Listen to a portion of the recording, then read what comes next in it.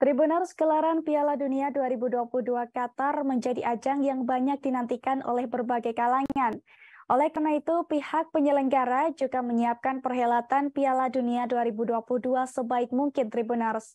Bahkan Piala Dunia 2022 Qatar juga disebut sebagai perhelatan yang ramah terhadap penyandang disabilitas. Dilansir dari tribunnews.com, hal itu diungkapkan oleh Hendriadi Daengsila. Hendri sendiri merupakan orang Indonesia yang bertugas sebagai Venue Sustainability Coordinator Piala Dunia 2022 Qatar. Dalam perhelatan ini, Hendri mengaku bertugas untuk memastikan bahwa fasilitas aksesibilitas Piala Dunia 2022 bisa dimanfaatkan oleh pengunjung dengan baik. Melalui siaran langsung via Facebook Warta Kota, Hendri menjelaskan bahwa tuan rumah Piala Dunia 2022 berupaya untuk memfasilitasi penyandang disabilitas dengan dalam menonton pertandingan. Hal ini terbukti saat Qatar meminta timnya untuk memastikan kenyamanan penyandang disabilitas, baik saat turun dari metro maupun di parkiran. Para penyandang disabilitas ini akan difasilitasi, Tribuners. Selain itu, mereka juga akan didampingi oleh relawan hingga ke gate atau tempat duduk yang ada di dalam stadion. Dalam kesempatan itu, Hendri pun mengatakan bahwa Piala Dunia 2022 juga ramah akan wanita dan anak-anak.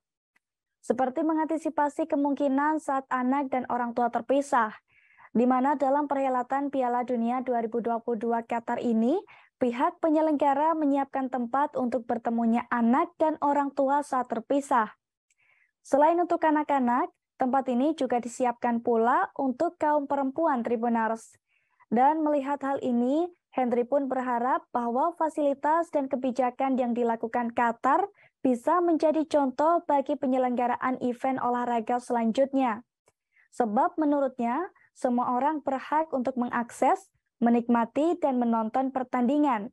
Diketahui sebelumnya, untuk memberikan layanan yang ramah bagi penyandang disabilitas ini, Qatar menyediakan sensory room alias ruang sensori, Tribuners.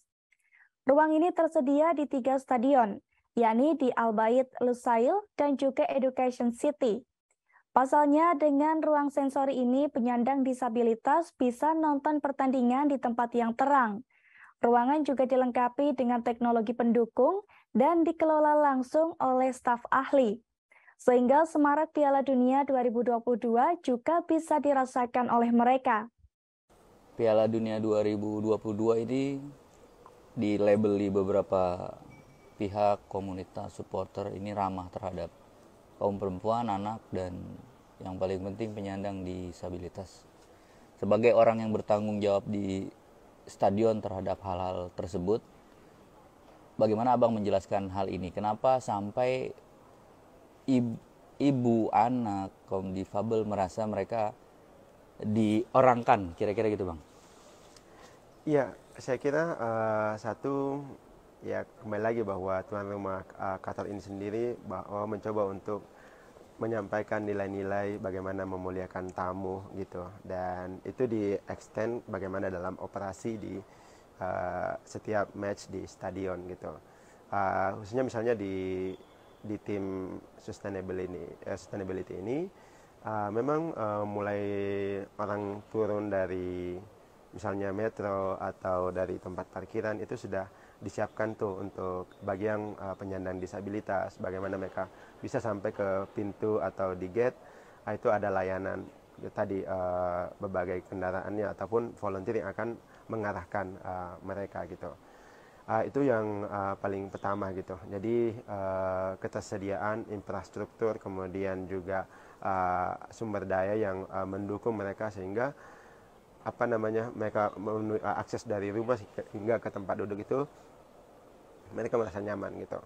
Kemudian yang kedua adalah perempuan dan anak, bahkan di dalam stadion sendiri itu walaupun bukan bagian saya, tapi ada volunteer yang ada namanya children registration ya.